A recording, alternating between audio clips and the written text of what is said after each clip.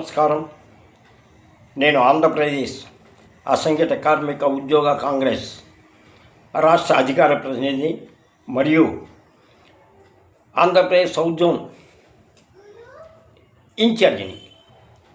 అయ్యా, ఈరోజు కాంగ్రెస్ పార్టీ ఆంధ్రప్రదేశ్లో అసలు ఉందా లేదా అనే అనుమానం చాలామందికి వచ్చి ఉన్నది. అది ఎందుకో అర్థం కావట్లేదు. ఎందువల్లంటే అనేక సమస్యలు ఈరోజు ప్రజలు ఎదుర్కొంటూ ఉంటే కాంగ్రెస్ పార్టీ ఎందుకు నోరు విప్పటం లేదు అనేది ఎవరికి అర్థం కాని పరిస్థితి. కాంగ్రెస్ పార్టీ అసలు జాతీయ పార్టీ అయితే ఈరోజు పెట్రోల్ గురించి కానీ ఎక్కడ కూడా మాట్లాడలేదు. అధిక ధరలు పెరిగిపోతుంటే మాట్లాడటం లేదు. అనేకమైన ప్రభుత్వం ఇబ్బందులు పెడుతుంటే వీటి మీద చలనం లేకుండా కేవలం వాళ్ళ స్వార్థం కోసమే పదవులు తీసుకొని వాళ్ళ స్వార్థం కోసమే ఆ పదవులను అడ్డం పెట్టుకొని పోతున్నారా అని ఈరోజు ప్రతి వాళ్ళు ప్రశ్నిస్తున్నారు. మేము ఎక్కడికైనా పోయి అయ్యా కార్మిక సమస్య కోసం మేము అసంఘటిత ఉద్యోగ కాంగ్రెస్ యొక్క నాయకత్వంలో మేము వచ్చామంటే అసలు మీకు పార్టీ అనేది ఒకటి ఉందా? మీకు ఎవరు అండ ఉన్నారు? రేపు మీకు ఏమన్నా జరిగితే మీకు అండ ఎవరు ఉండారో మీరు చెప్పండి అని అంటున్నారు. అంటే పార్టీలు అది లేనట్టేనా? ఇప్పుడు సిపిఎం ఉందండి, సిపిఎంకి సిఐటి వాళ్ళు ఉన్నారు, సిపిఐ ఉంది, ఏఐటీసీ వాళ్ళు ఉన్నారు. వీళ్ళకి అందరికీ ఈ యొక్క సిపిఎం కానీ ఈ సిపిఐ కానీ ఈ యొక్క కార్మిక వర్గాన్ని కాపాడుకుంటూ వస్తుంటే కాంగ్రెస్ పార్టీ మాత్రం కార్మిక వర్గాన్ని ఎందుకో అభివృద్ధి చేయటానికి కానీ ఆ సమస్యలు పరిశీలించడానికి కానీ ముందుకు రావటం లేదు. ఇప్పుడు సమస్యలు చాలా ఉన్నాయి. నిన్న మొన్న ఇప్పుడు మద్రాసులోనూ అటు పాండిచ్చేరిలోనూ అటు పశ్చిమ బెంగాల్లో అనేకమైన చోట ఎన్నికలు జరిగినాయి. అక్కడ ప్రచారాలు పోతున్నవి. ఈ ప్రచారాలకు పోయి పార్టీని యొక్క అభివృద్ధి పార్టీ చేసింది ఏమి చేసింది అని చెప్పుకోవడానికి కాంగ్రెస్ పార్టీలో ఏముంది? కేవలం కాంగ్రెస్ పార్టీ ప్రత్యేక హోదా ఇచ్చింది. మరి ఆ ప్రత్యేక హోదాను కాంగ్రెస్ పార్టీ కదా ఇచ్చింది, దాన్ని ఇంప్లిమెంట్ చేయమని ఎందుకు అడగటం లేదు? ఈపీఎస్ని స్థాపించింది కాంగ్రెస్ పార్టీ కదా. ఆ ఈపీఎస్ వల్ల కార్మికులు అన్యాయం అయిపోతున్నారు, 1000 రూపాయలు బతకలేకున్నారని చెప్పి ఎందుకు అడగటం లేదు? సిసిటీని తీసుకొచ్చిన కాంగ్రెస్ పార్టీ కదా. సిసిటీలో కార్మికులు అన్యాయం అయిపోయి అల్లాడిపోతూ ఉంటే వాళ్ళ యొక్క కష్టసుఖాలని గురించి ఎందుకు అడగటం లేదు? అంటే కాంగ్రెస్ పార్టీకి పదవులు తీసుకున్న వాళ్ళకి ఆ పదవుల్ని వాళ్ళకి పెట్టుకొని వాళ్ళు ఏదో గొప్పలు చెప్పుకోవడానికి తప్ప కాంగ్రెస్ పార్టీ బతికి ఉంది అని చెప్పే నాదుడు లేకుండా పోయారు. ఒకరు ఉన్నారండి, తిరుపతిలో ఒక నాయకుడు ఉన్నారండి. ఆయన మాజీ అయింది. ఆ మాజీ ఆయన ఊరూరు తిరిగి ప్రచారాలు చేస్తున్నారు. అంటే మిగిలిన వాళ్ళు కాంగ్రెస్ పార్టీలో మనుషులు కాదా? వాళ్ళు ఏమీ చేయలేరా? వాళ్ళకి చేత కాదా? అంటే పదవులు ఎందుకు తీసుకున్నారయ్యా?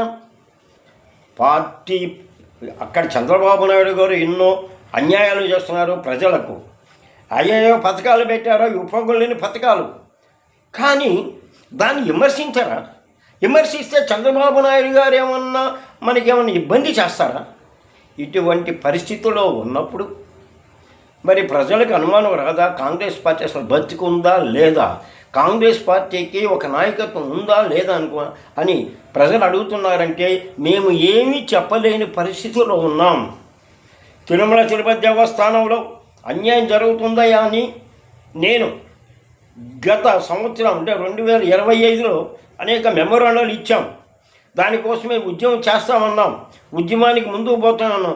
అసలు తిరుపతి దేవస్థానంలో జరుగుతున్న అన్యాయం ఏమిటి అని కాంగ్రెస్ పార్టీ ఇంతవరకు మమ్మల్ని అడగల.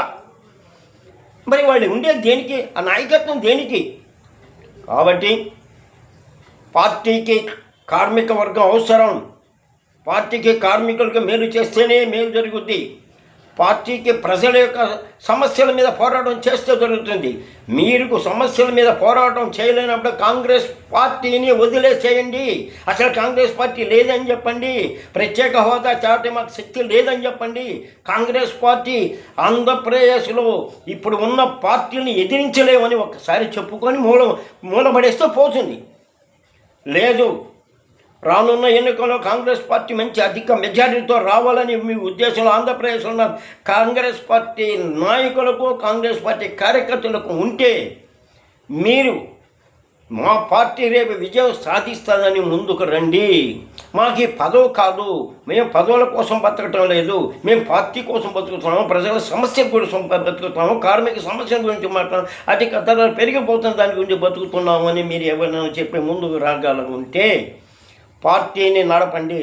లేకపోతే పార్టీని ఆంధ్రప్రదేశ్లో వదిలేసేసి ఆ జగన్ గారి పంచన ఎట్టపోయాడు చాలామంది.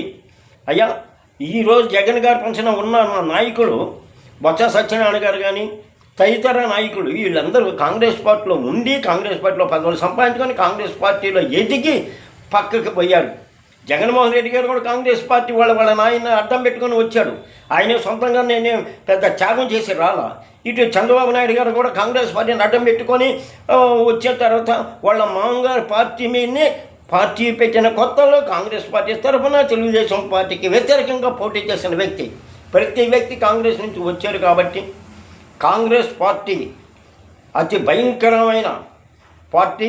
అటువంటి పార్టీ అభివృద్ధి చెందాలంటే పదవి తీసుకున్న ప్రతి వాళ్ళు కూడా ముందుకొచ్చి నిలబడి మీ నియోజకవర్గంలో మా పార్టీ ఉంది, మా పార్టీ రేపు ప్రజలకు మేలు చేస్తుంది, అధిక ధరలు తగ్గిస్తుంది, ఎస్సీ ఎస్టీలకు అండగా ఉంటుంది, కార్మిక వర్గానికి అండగా ఉంటుందని చెప్పి మీరు కాంగ్రెస్ పార్టీని నిలబెడతారని, కాంగ్రెస్ పార్టీ అభివృద్ధికి తోడ్పడతారని నేను సూచ్యప్రాయకంగా నేను చెప్తున్నాను.